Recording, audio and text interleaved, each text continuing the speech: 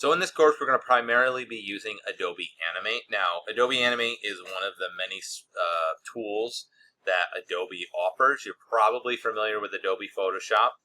You probably have already used it, because I think that's required before you take this course anyway. But obviously, they also do Adobe Illustrator, After Effects, Premiere, so on and so forth, right? So they have a whole suite of tools. Now, all of that is actually part of the Adobe Creative Cloud. Now, the Adobe Creative Cloud, again, you're probably familiar with, is a subscription-based model, which means that in order to access the tools, you have to pay for a subscription. Usually, they'll lock you into a year-long contract. Now, we are going to be using Adobe Animate. Hopefully, you should get an email if you're taking this course online asynchronously, because you're not going to be on campus to use our facilities per se, although you are 100% welcome to, and it is very much encouraged.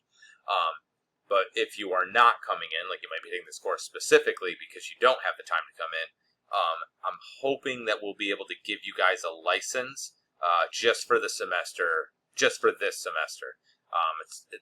It's dependent upon whether we have enough of them. So, but if we do, you should get like I think you'll get an email saying that you have one. I'm not sure, but I will double check with that. But anyway, Adobe Animate more or less is a sort of jack of all trades tool. It's a tool that's used for animation and interactivity. You can create any number of things. It's a 2D flat sort of software. Originally, when it was called Flash, and it used to output Swift files, and that was a plugin that would go inside of a web browser, and that would allow you to watch animations, even videos. Actually, the standard YouTube video was an FLV file, Flash video file, and not anymore, but that's what it was before.